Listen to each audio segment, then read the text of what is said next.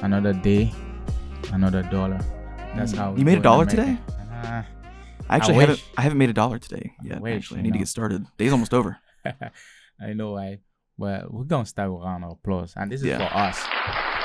It's cool, Not you guys out there. No, This is for us. No, and we Bastards. had a lot of games. Well, a lot of matches for you guys out there. But if you watch the Premier League or just any league in general, it was pretty fun this weekend. And I watched the Madrid game, just a little bit. I watched this Barcelona game a little. I watched a little bit of a lot of games this week, which is crazy. Yeah, you know. Well, no. Do you think that part of that is that you don't have a stable like a favorite team that you just kind of, because we've had this conversation before.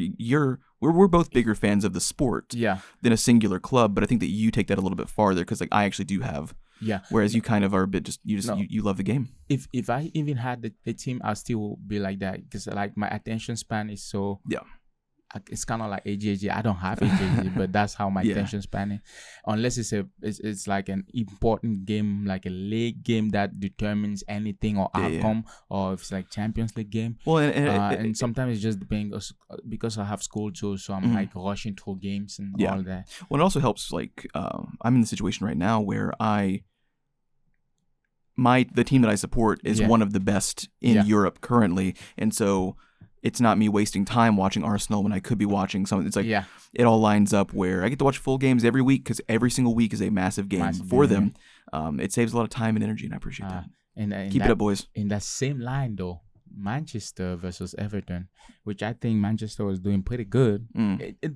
Pretty good. I know it's subjective in a way, but it's not Erik ten Hag was. They've not. They're no longer the wounded lion on the ground. They're limping around. Yeah, but I felt like they should have at least gotten this game. But I don't think that. What do you think? Do you think they played bad? Because for real, I don't think they played bad. But I think they had a lot of difficulties finding or creating for them to score. Yeah, and I don't know if it's necessary. Although there's a midfield problem, but I feel like they needed more of a forward that could create. So I don't know if Bernardo Silva should have stayed way up to kind of maximize the attack potential. And for that to happen, you need a good midfielder, a sitting CDM that will help for that. So I don't know. I don't think they played bad. I will say this. I think that they did play bad. You think based they on played these bad? Because of the result. Okay. Because I think that when you are at home and your opponent has a red card within 15 minutes, you have to walk away. Not only I think a bad performance in that regard at home with an early red card like that is a draw. Okay. I think that you have to dig that out, and they didn't. They not only didn't do that, but they capitulated a lot in this regard. So I do think that that's a bad result. Even if you're a mid-table side and you are playing like one, they are not. So their standard is a little bit higher than some of the other guys that they're sharing the space with, but you can't say that they're not playing like a mid-table side because they're earning it so far. And that performance today, I think, is what it's not. They're not going to get relegated. Obviously, they're not playing like a horrendous side, but the performance from today, that's what makes you mid-table in this league. Yeah. I'll go 60-40 then, just because you said something about the home court advantage. You gotta capitalize. You can't say home court, but let's say home advantage. You know, that's that. So with that, I give that 60-40 now. Home advantage and down to 10 men for the majority of the game, man. The old adage say though, it's harder to play 10 than to play 11 because now they're conscious that there's one player out. Yeah, which was a stupid. Fault or whatever. Why would he do that? What's going on in there? So here's the thing. I don't think that that's a red card because I think that so if they're trying to be objective about the violence to other players, I think that that's fine. Now, striking an opponent, red card. I think you get more leeway when it's your own team because it's less malicious intent. It's like it gets the better of you in that moment. Yeah. But I think that you mean less overall pushing a teammate than you do pushing an opponent. So I think that this is a bit more of a pussification of the sport. Dang, that's a big word. In an interesting way. These are the kinds of things that Americans laugh at European sports for. They go, what a pussy. That's an embarrassing sport. And it's like, most of us don't like these kinds of things either. Mm-hmm. The flopping on the ground or the red cards for dissent and shit like that. It's like you forget how much these players and these referees in American sports kind of get away with more things. yeah, he shoved his teammate in the face. It's not an opponent, though. No. So it's like you get over it, you give him a yellow card, you tell him to settle the fuck down, and you get back to it. I think the reason why that red card was given is just violence in general, in that sense. But also, I also think that I'm a victim blamer in a sense in certain situation. I want to know what he said to Gay for Gay to react that way. Because I know that someone doesn't just react. I know that right afterwards he said you're stupid. You're like right when you got the red card, he's like, see, you idiot. So it's like it was obviously like it sounded like something that, you know, so when you're arguing with a friend or your wife or whatever, and someone raises their voice and the other person says, okay, well, calm down. Yeah. Doesn't that kind of make you want to get more angry at times? Yeah. That's what it seems like. Because he basically was saying, if you don't shut up, you're going to get a red card. Yeah. And so he goes, well, don't tell me what to do. And then he does it. And then he goes, see, you're stupid. So it's like, that's what it seems like to me. And in those moments, that can be enough to set you over the edge. Yeah. So Xerxes didn't play very well today. But one thing that I would say, though, and I like this kid, I feel like if United don't get in a better spot by next next season per se, in terms of being competitive of the game itself, of the football in the Premier League itself, I think Diallo will be gone. Because the way I'm seeing Diallo right now, as young as he is, he has a lot of potential. Yeah. The only thing that I feel like he will be cleaning up because he's still young, just like the same critique I had for Jeremy Doku, is just clean it up. Yeah, he has just to clean up what he's going. But the kid is the issue technical. With almost every player at Manchester United right now. Yeah, like they don't play well as a unit. But like so many teams in England, not just throughout Europe, would take Diallo. Yeah, they would take Patrick Dorgu. Yeah, they would obviously take Mbeumo. They would take Cunha. It's like, it's them all being together is preventing these good players at playing at their absolute best. Like if you split this Manchester United team up right now, half that squad is we want him. We want him over here. Like, it's like it's not that the whole squad is going to dissolve and nobody is actively wanting these players. Mm-hmm. You might see Casemiro get a step down. You might see Bruno Fernandes get a step down with a good payday because he'll probably go to Saudi Arabia. Yeah. But a lot of these guys, they're going to transition sideways or up because they are good players. You can't tell me that Mbeumo is going to find a lesser home than a mid-table United. He's going to go immediately.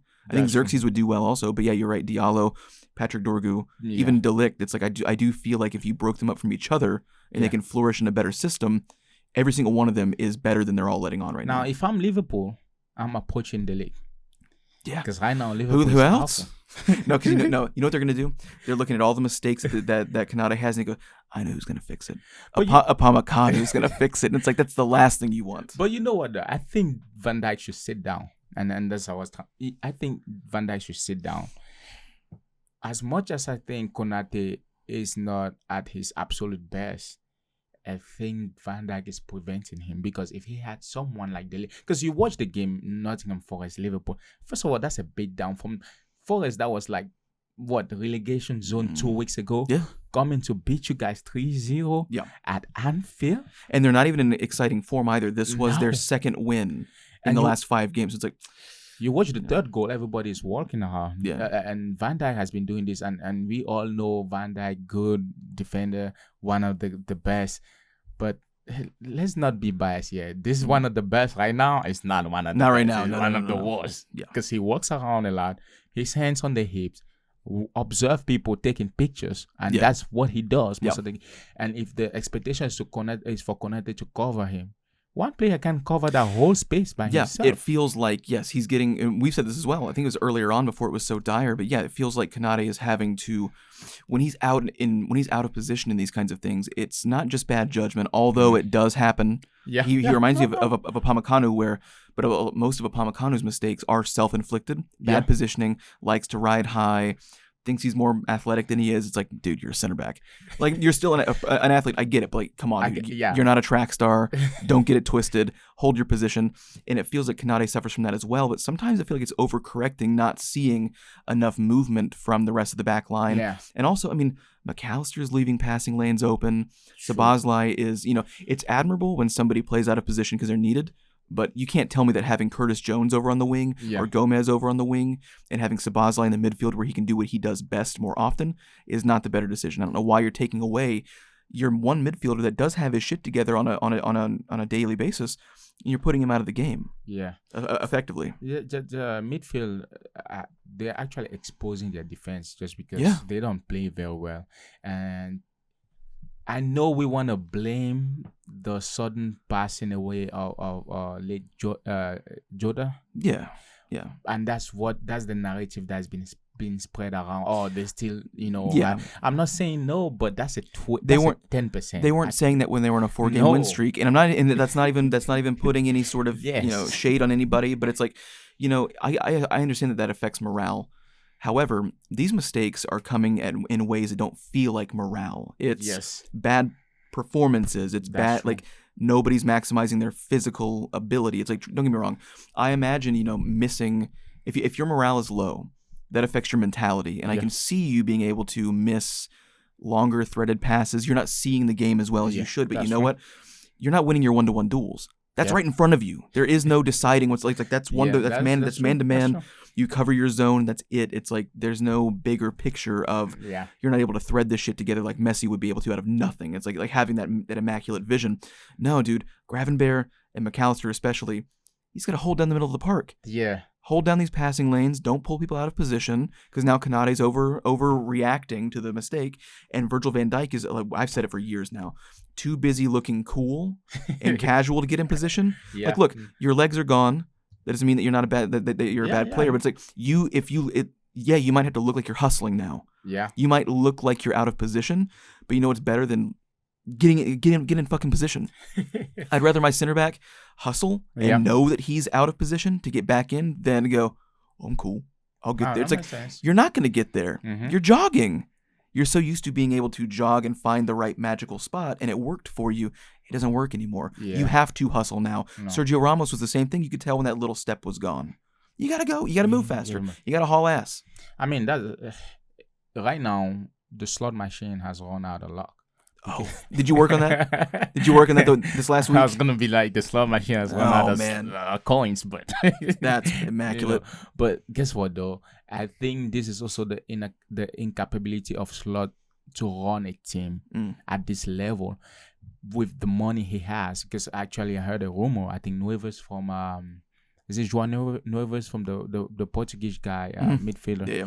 I think the rumors were saying that he wants him in the next transfer window for enormous amount of money, 100 plus, and you ask yourself, this guy's running the team like it's some EA Sport team, like he's manager on career mode. He did the bailout mode where you can get extra money at the start of the season. Yeah, that's what he did. Like, what's going on? And in fact, now it also shows how inefficient the team is.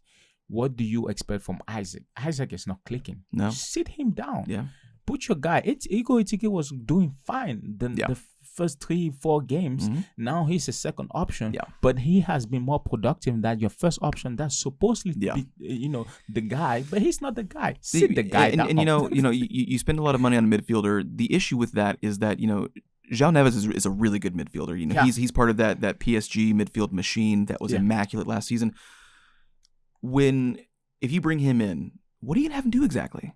Because I'm not saying that he doesn't do anything well, but it's like you need people doing multiple things. He can't do all those things. Mm-hmm. You've got to get McAllister and Gravenberch especially up, because Gravenberch's going to sit back more. McAllister's your more box to box. He distributes the ball more. What are you just going to ask João Neves? You got to get back on defense. Then you got to be box to box and find the midfield, and then you got to find something in the final third. It's like, no, he can't do any of those things. Yeah. Like not all together. He can do one or the other, but it's like you need your three midfielders to find good form, because they all three do things particularly well on their own. You have that system. Yeah. You have a natural 6, a natural 8, and a natural 10, respectively. Mm-hmm. And so what you're going to bring one guy in to do a little of everything, that's going to make it worse. And you're going to be further in the hole cash-wise. Before we finish, though, I would say he had completely erased what Klopp had as a team and mentality and destroy the legacy in terms of like the pressing, the morality, not the morality, but the morale of the team. Morale. Yeah, sure. The morality. They're all just savages now, degenerates. And the one thing, littering everywhere, jaywalking. The mentality is off too, because you see them when they after Forrest scored that one goal, they crumble. Yeah, like cookies, man. They just all went down. Yeah, like, they were expecting it, and then they're still pouting once it happens. It's like it's sad. This team is trash, man. Send them all to the gulag. Do it. That's for us. Yeah, it's not them. Not them. Hey, you know what? A little for Forrest as well. A little for Forrest, yeah.